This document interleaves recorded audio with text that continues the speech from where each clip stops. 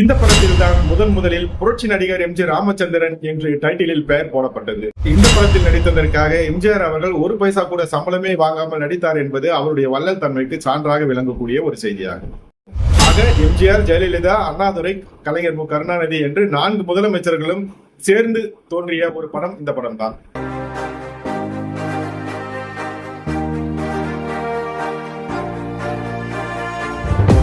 அன்பு நேயர்களுக்கு வணக்கம். பாட்டை பற்றி இந்த நிகழ்ச்சியில இன்னைக்கு நாம புரட்சி தலைவர் எம்ஜிஆர் அவர்களுக்கு கலைஞர் மு கருணாநிதி எழுதிய ஒரு பாடலை பற்றியும் அந்த பாடல் இடம்பெற்ற திரைப்படத்தின் வேறு சில சிறப்புகளை பற்றியும் தான் இந்த வீடியோல நாம பார்க்க போறோம்.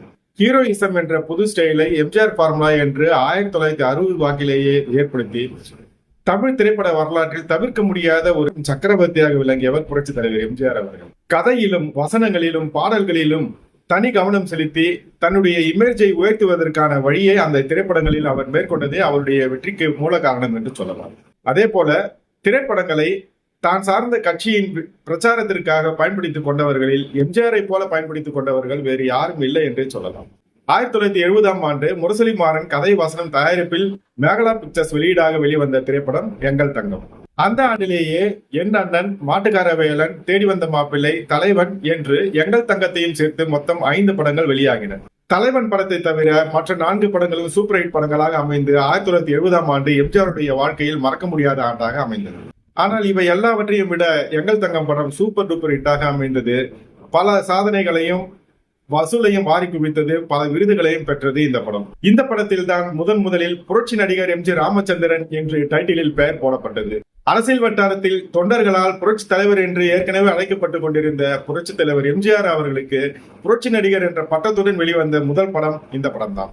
இந்த படத்தில் தான் முதலில் புரட்சி நடிகர் எம்ஜி ராமச்சந்திரன் எம்எல்ஏ என்று அவருடைய சட்டமன்ற உறுப்பினர் பதவியும் சேர்த்து டைட்டிலில் போடப்பட்டது. இந்த படம் முரசொலி மாறன் மற்றும் கலைஞர் மு கருணாநிதி அவருடைய கடன் சுமையை தீர்த்து வைப்பதற்காக எம்ஜிஆரை கால்ஷீட் கொடுத்து அவர்களை படம் தயாரிக்க சொல்லி அவர்களுடைய கடன் சுமையை தீர்த்து வைத்தது இந்த படம் தான். அது மட்டுமல்லாமல் இந்த படத்தில் நடித்ததற்காக எம்ஜிஆர் அவர்கள் ஒரு பைசா கூட சம்பளமே வாங்காமல் நடித்தார் என்பது அவருடைய வள்ளல் தன்மைக்கு சான்றாக விளங்கக்கூடிய ஒரு செய்தியாகும். இந்த படத்திற்கு 4 முதலமைச்சர்களும் தோன்றிய ஒரு சிறப்பும் இருக்கிறது. எம்ஜிஆர், ஜெயலலிதா நடித்த இந்த படத்தில் லாட்டரி சீட்டில் பரிசு விழுந்ததற்காக அந்த பரிசு பணத்தை கொடுப்பதற்கு அறிஞர் அண்ணாதுரை அவர்களும் கலைஞர் மு கருணாநிதி அவர்களும் தோன்றுவது போல ஒரு காட்சி அமைக்கப்பட்டிருக்கும். ஆக எம்ஜிஆர், ஜெயலலிதா, அண்ணாதுரை, கலைஞர் மு கருணாநிதி என்று 4 முதலமைச்சர்களும் சேர்ந்து தோன்றிய ஒரு படம் இந்த படம் தான். இதற்கு பொருள் அமைச்சர்கள் இந்த பரிசு சீட்டை வாங்கக்கூடாது என்பதுதான். நிஜ வாழ்க்கையில் தொப்பி, கூலிங் கிளாஸ் என்று அரசியல்வாதியாக இருந்த எம்ஜிஆர் அவர்கள் சிறு சேமிப்புத்துறை துணைத் தலைவராக இருந்த போது அந்த படம் வெளிவந்தது.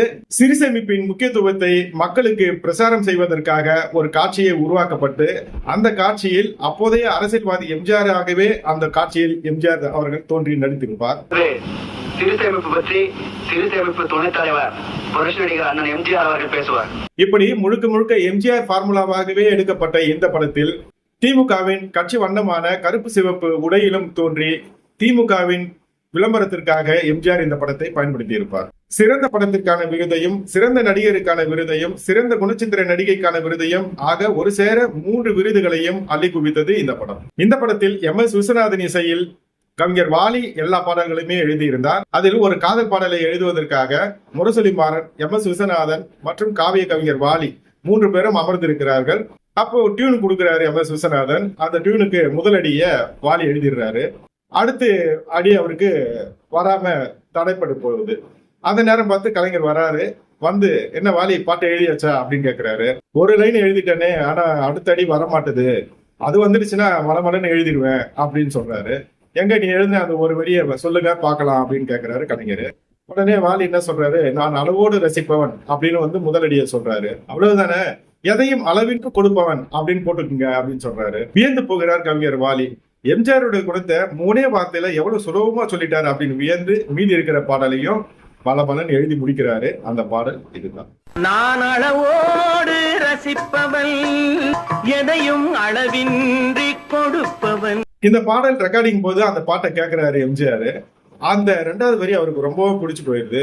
அப்போ வாலி அங்க வர்றாரு. வந்த வாலியை எம்ஜிஆர் போய் அப்படியே கட்டி பிடிச்சு ஒரு முத்தம் கொடுக்குறாரு. என்னன்னே ரொம்ப சந்தோஷமா இருக்கிறீங்களா அப்படின்னு கேட்கிறாரு. அந்த பாடல் எழுதியிருக்கீங்களே, அந்த பாட்டுல 2வது லைன் ரொம்ப நல்லா இருக்கு அப்படின்னு சொல்லி எம்ஜிஆர் சொல்றாரு. அந்த 2வது லைனுக்கு தான் நீங்க எனக்கு முத்தம் கொடுத்தீங்க அப்படின்னு சொன்னா அந்த முத்தத்தை கலைஞருக்கு தான் நீங்க தரணும். ஏன்னா அந்த லைன் அவர் தான் எனக்கு கொடுத்தார் அப்படின்னு வாலி சொல்றாரு. சிலித்து போகிறார் எம்ஜிஆர். எதையும் அளவின்றி கொடுப்பவன். காதலியாகவே இருந்தாலும் கற்பு நெறி தவறாமல் ஒரு அளவிலேயே நான் ரசிப்பவன் என்று தொடங்குகின்ற இந்த பாடலில் கலைஞர் கொடுத்த அந்த 2வது வரியோ இன்னும் ஆழம் பொதிந்த ஒரு வரியாகவே இருக்கும். அன்பாக இருந்தாலும் பணமாக இருந்தாலும் என்னை எதிர்ப்பவர்கள் யாராக இருந்தாலும் அவர்களை நான் தாக்குகின்ற விதமும் சரி, எதையும் நான் அளவின்றி கொடுப்பவன். ஆம், காதலிக்கு கொடுக்கின்ற காதல் சுவையும் கூட அளவின்றி கொடுப்பவன் என்று அந்த பாடலின் ஆழமான பொருள் சுவையாக இருக்கும்.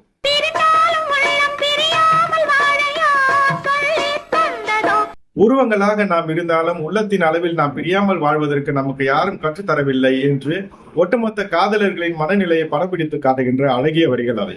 உன்னை நிழல் போல தொடர்பவளாகிய நான் உன்னை தழுவும் நேரங்களில் மகிழ்ச்சியாகவும் நீ பிரியும் நேரங்களில் துன்பப்படுகின்றவளாகவும் தனியாக நான் அந்த துன்பத்தை அனுபவிக்கிறேன் என்று காதல் பிரிவு துயரத்தை மிக அழகாக எடுத்து கூறி அந்த காதல் பிரிவு துன்பம் ஆண்களை விட பெண்களுக்கே அதிகம் என்று கூறும் அனுபல்லவி. சரணங்களில் காதலன் காதலியை அணுவணுவாக ரசிப்பதையும் தமிழ் தேனை ஊற்றி தித்திக்க தித்திக்க அவளை வர்ணிப்பதையும் மிக அழகாக வார்த்தையாக்கி இருப்பார் காவிய கவிஞர், இல்லை வாலிப கவிஞர் வாலி.